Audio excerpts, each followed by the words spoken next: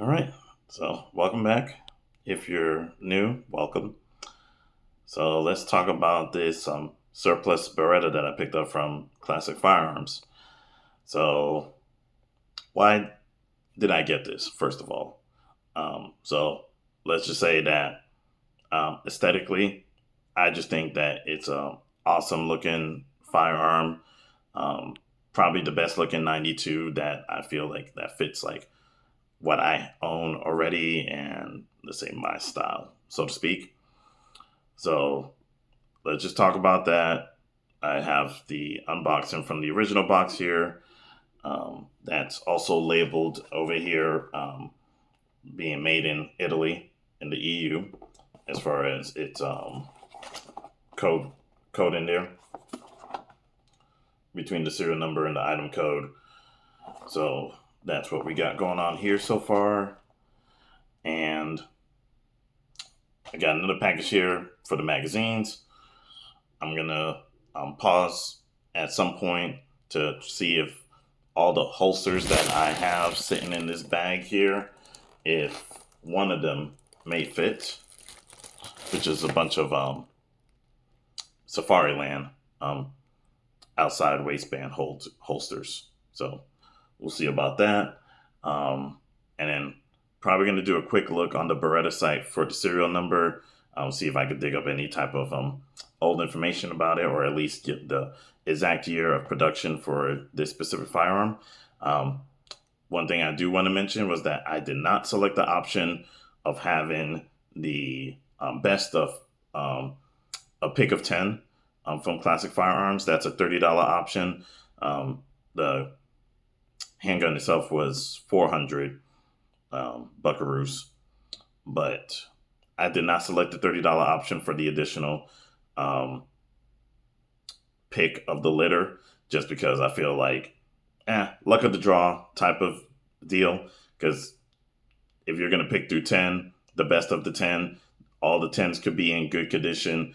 There's no guarantee for a very good condition or like a mint example. So I was just caution to the wind, just send me one.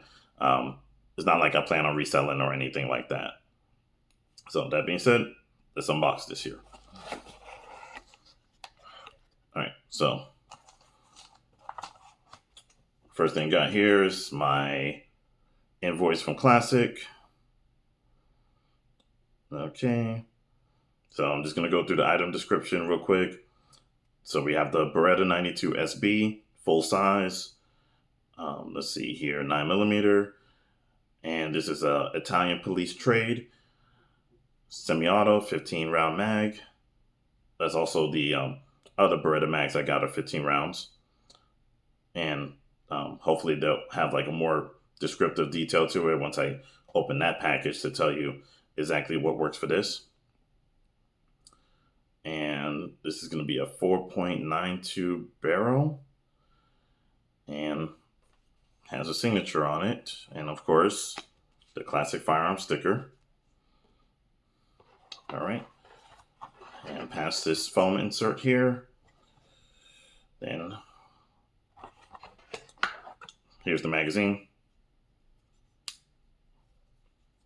Feels just like my Midgard magazine that I have for my P226, which is also right here. Just thought that I bring in the old 226, which is my favorite handgun of what I have. Might be just my favorite gun of all the firearms that I have, just in general from its history and lineage. But I plan on just doing like a quick trigger comparison. So let me go ahead and put the magazine back down here. Everything looks fine. Made in Italy. 15 rounds. Okay. So here we go. So just looking at it, face value. So here you go. The finish on this thing is blued and shiny. Sorry, let me move this. So, at least to me, this feels really quality. This feels great. I never held or like been around um, anyone that's had a 92. Just people that more or less, how can I put it, used it in like people, maybe even my age around, that were issued that M9 in their military service. So I talked to a few people around my age for that. But just immediately, just the way that it looks. This might be one of the few things that I'm looking in the camera, and the image that it shows on camera. Let me move the mouse.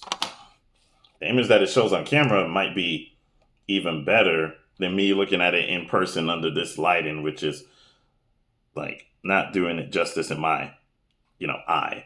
But maybe if I bring it over to the sunlight, maybe. But yeah, the brightness of what's being captured on the film looks better, or at least on the camera. Excuse me.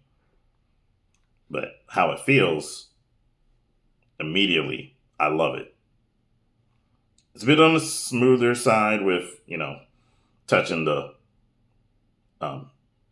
metallic pieces, but still, even on the back strap, it's fairly smooth. But even though the grips are plastic, I like it. This feels good. So, one thing I am trying to be mindful of here is my pointer finger, that I'm not too keen on resting it right here, where the opposite end will be for the pin.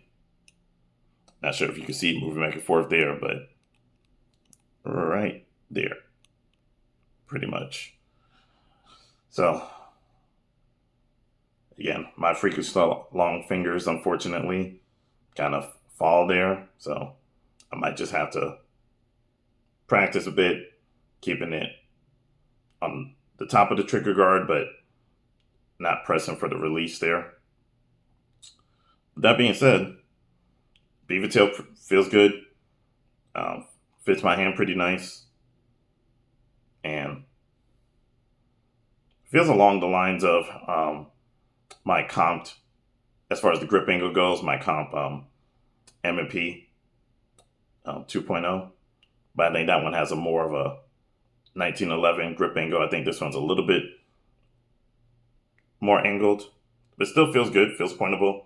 Doesn't feel front heavy, and thank God that's probably due to the exposed barrel from the cutout on the slide, which I was not a huge fan of. And looking at regular, like let's say M9s, I say regular, but most common M9s.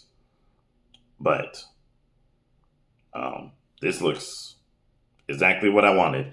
So let's talk any blemishes that stand out. So does seem to be a little bit of wear here. Just a little blemish over here. Might have been just from being holstered. And a few scuffs over here on the trigger guard, which again could be coming from a holster, but kind of hard to see from what I could tell. The grips look good. Only a little chip down here at the very bottom. It's barely noticeable. Most of the ones that I was seeing that they were doing on the Classic Firearms video may have had a chip here or there, bigger ones, but this one looks pretty smooth.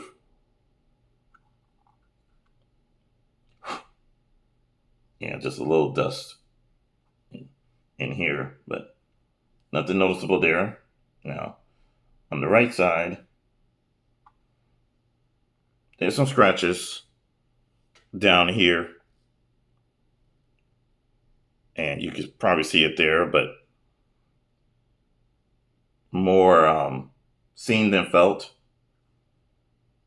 And actually, it's present on this side too, but maybe not as noticeable. Maybe just depends on the light.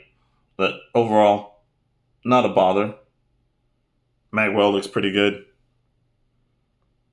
It's not bad there. And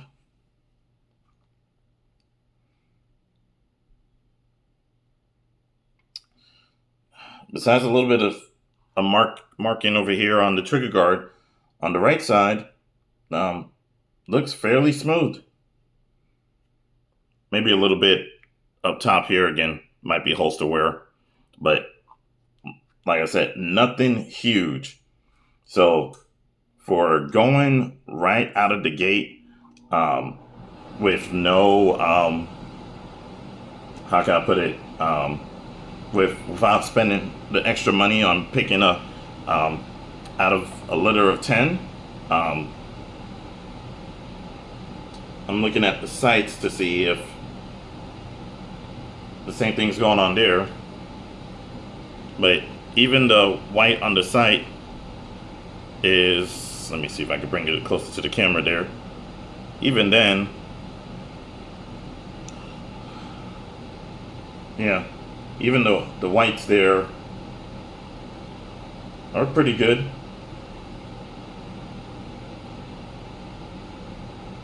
Pointability, I'm not used to U-notches, but since the whites both line up, that helps a lot. I prefer just square it off, being absolutely symmetrical. But yeah, this looks good. Overall, I'll probably still give it an A. Maybe not an A+, but nothing less than an A- maybe. B+ if you're feeling kind of not so forgiving, especially around the trigger guard. Got a little nick down there too. So you be the judge. I think this is a relatively better than what I expected. So again, let's go ahead and go through the function, even though I know I did a rack here, but okay. Feels very smooth. It glides. I'll say that. So yeah, the controls feel very tactile, like you can hear it. Yeah, it feels like there's a quality here that a lot of modern firearms you're not going to get, as far as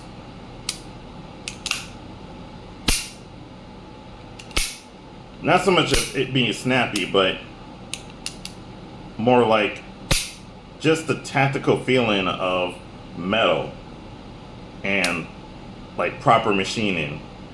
It's just like, yeah, there's something about it that feels substantial, really, and the controls and it being tactile is almost something I would probably expect more from a German gun, like the refinement, like a Walther, or even one of the West German like P226s, that kind of idea. So let's see how it goes with the magazine. Yep, that fit in just fine.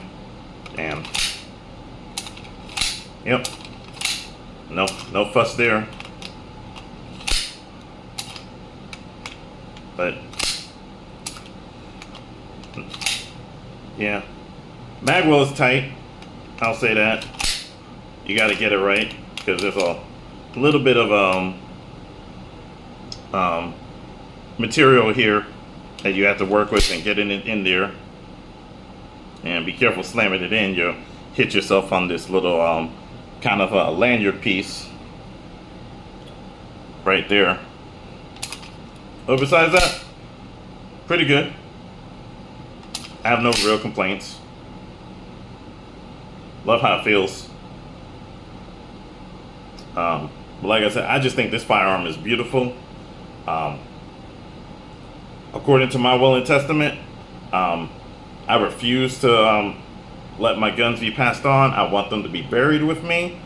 And particularly, I've always thought of having, if I'm going to have one gun that's specifically in my hand when I die, at least on my right hand, since that's my shooting hand, I want it to be my P226, but my left hand, I think I'm going to pick this. It's really good. So let's go ahead and test out that double action here. So it is long. Okay, I feel like I'm at the wall now. A little bit more, and there it goes. Interesting. So let's try the single action here. So definitely some travel, but there's the wall, pretty definitive. And then it should just go bang from here. Yep, it does. That's really light. The single action, I'll probably say is the kind of like the defining, like the real gem of the functionality. Yeah, that's, yeah. The guy that gave me a pistol class at one of my local ranges, that was fielded the M9 in his military service, at least when he was deployed. I see exactly what he's talking about with the trigger, especially in single action. Wow. For out the box, that's amazing. Out the box. Never mind the fact that it's 30 years old, around-ish, or no, probably older than that. If this was produced in the 80s, we're pushing 40 years, or past 40 years. So, yeah, this is remarkable. Also, note the detail that there's a raised portion here for the, I believe it's the to raise the fire-in pin block out the way for the hammer to drop. There you go. But yeah, wow. I'm really impressed with that single action. And double is just smooth. It just requires that extra effort.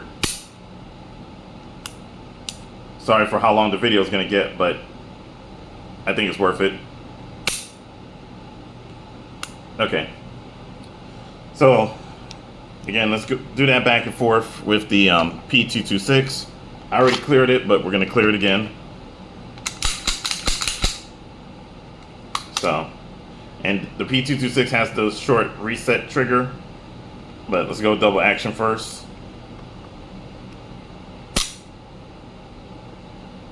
Feels similar. Long travel.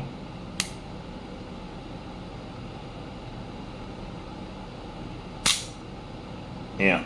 I think the wall is a little bit more vague on the 226. Let me just go back real quick. No, I was wrong. They feel about the same. The trigger feel is different just because of the material being used on the trigger itself. But relatively speaking, I'd probably call it a little bit of a tie between the two as far as their double action pulls go. And it might be a little heavier on the Beretta. If I'm going, yeah, it does feel a little heavy on the Beretta, but the Beretta also has it feels more metallic, or at least the way that the hammer drops, it feels more substantial. Like there's a little bit more of a heft to it. So, but the single action, let's see about that here. So again, we have that little bit of travel, but it's much lighter on that travel than the Beretta on the 226. Yeah, I think the single, even the pull itself, it feels lighter. Yeah, I think it's lighter, and that's also probably because of how many rounds I put through it, that it just feels natural for me. Yeah. So it definitely feels the part of being lighter. Like I can feel it's almost like a manual transmission. It feels like with the Beretta, where it's like I can feel metal moving more so than the 226 is smoother and lighter, but I could feel the mechanics behind the Beretta, and that's kind of an addictive feeling to it. It has like maybe more of an old timey, like a Timex, Rolex type of refinement to it, if that's a proper analogy, and maybe the Seiko is more of the 226. If you're a watch guy, I apologize, but let me go back to here for the pull.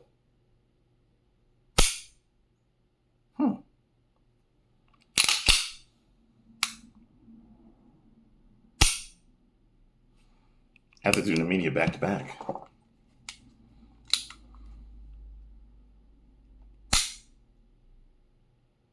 You know, I think I was wrong about the single action. At least the single action might feel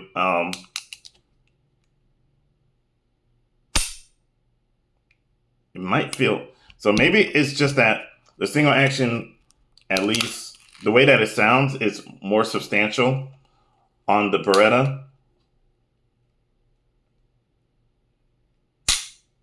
Yeah, this on the single action, it feels like there's more heft to the 226. It's funny how it's reversed now, and on the Beretta, it's lighter, but it hits with that metallic click. There's a lot more clickiness overall to the Beretta that's just very, very addicting. Feels very real, like substantial. And the 226, yeah, it's a little more vague. It's lighter, but a little more vague. Yeah. So it feels like in the pursuit of that smoothness in the 226, especially in single action, that there's not that I guess you could say like mechanical type of feel. I'm trying to think of a proper way to put it, because I'm more of a car guy, especially than a watch guy. So it would feel like if I was comparing it to like stick shifts, it would be like the 226 is a little more slick, like a Mazda gearbox, and the Beretta is more metallic, feeling more like a Honda gearbox, which is, it's still light, but it feels a lot more mechanical. It feels like I'm working with more like exposed metal and more of a tactile feel. Even with the way that the decocker works, I'm impressed. Even though it's slide mounted, I can still reach it because I have fairly large hands, or at least long hands. So I've always felt like the 226 was more ergonomic on how it feels, especially using the decocker. But wow, I could see people splitting hairs between these two. I really could. Because now I think I'm starting to favor the Beretta a bit more. I didn't expect that. I still love my P226. I think ergonomically it's still slightly superior. But there's something about the raw mechanical feel of the Beretta that's just like irreplaceable, and especially the looks towards it. So, okay, let me stop on that part. I'll sulk more about that later. But still, I'm very impressed with the Beretta. But yeah, I'm starting to think that the real answer between the Beretta and the P226 is to get both. Let's see here. Okay, so that being said, here's my package for the other magazines here. Let me go ahead and open that and make sure that the magazines fit just fine. Does a proper lock back. Now, I can't guarantee the function as of yet until I get to the range, but let's just assume that that will work. So here we are, genuine Beretta magazines from Maryland. So here you go there. Got 2 of them, 15 rounds. They're supposed to be for the FS. And let's check some paperwork over here. Just my billing and same information we just went through for the 92. So, at least from what I know of, it should fit. And the construction looks identical, minus the base plates. Whereas these are thinner base plates. These here seem to be, for lack of a better word, thicker. So let's get them both out here. So yeah, the construction, the follower looks the same. It might be a little bit more gray on the original mag that it came with. Markings are the same. Catch looks similar. The overall construction looks very similar. So, which is what I wanted. Also mentions that, yeah, same marking for Parabellum, caliber 9, and made in Italy. Says it on both, so that's also a good sign as well. And like I mentioned before, the base plate is different. You got the Beretta logo on the aftermarket ones that I got for the FS versus what I have on the original mag. So let's go ahead and put that down and see how it fits. Yeah. Yeah, goes in smooth. Juts out a little bit further. Let's go ahead and take a look here. So yeah, where that one's a little bit more flush. The magazines that came out for the FS has a little bit of lip to it. So those people that preferred that kind of grip with the later 92s, the ones that came out for the FS that have the more curvature. I know my friend's his 92X or 92 Centurion has that curve to it. So these magazines might give a little bit more of that feel, if pure preference. But that being said, feels good. And let's check the lock back. Yep, locks back just fine. So didn't feel there'd be no issue there. So yeah, we're good there.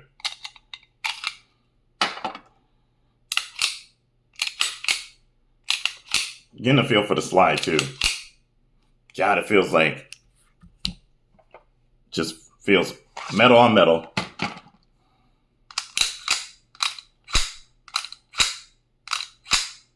And again, the 226 just feels smoother, but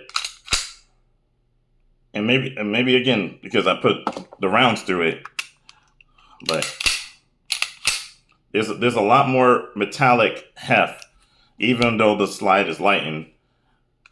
Where I feel like the 226 is more refined, smoother, but there's something about the Beretta that it glides, but it also it has a firmness to it that is just like, man, feels like I'm picking between a German girl and an Italian girl, but I want both. Never bring this up again. But yeah, two awesome guns. I can really see where people have a hard time picking between the two. And the real solution is just to get both. It's pretty much to that point. And I'm just a little beside myself on being able to even own such a legendary handgun, and that the surplus option worked out for me as far as not dealing with anything that's completely like non-functional or anything like that. If people have concerns about that, I didn't, but yeah, I almost feel like I can't say enough good things about this gun. It's just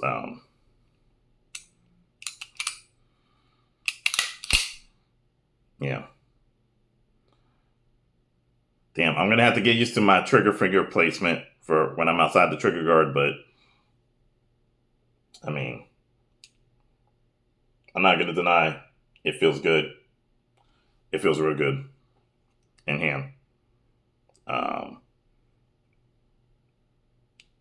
Yeah, I'm impressed. So we're gonna look a little more into some of the serial number traits here at this point. So pretty sure, and I'm not translating anything from Italian. I speak English. I don't speak Italian. I'm not even gonna try. Let's just drop that right now. But it says some things here. So it does mention for the Guardian Force, the GF, underneath the serial number. Even though there's a couple different designations here. Okay. So let's take a look on what I find here. So I'm looking at a chart here for the mark and see where this fits between the mark and the year, if it matches up.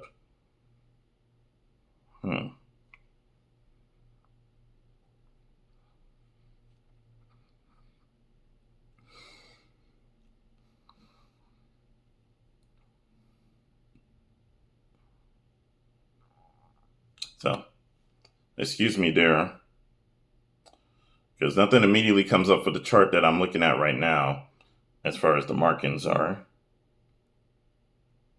But what I'll do is that, at least for now, I'll pause and take a look here at what I mentioned before about the holsters, and just give me a sec there to see if anything that I have fits.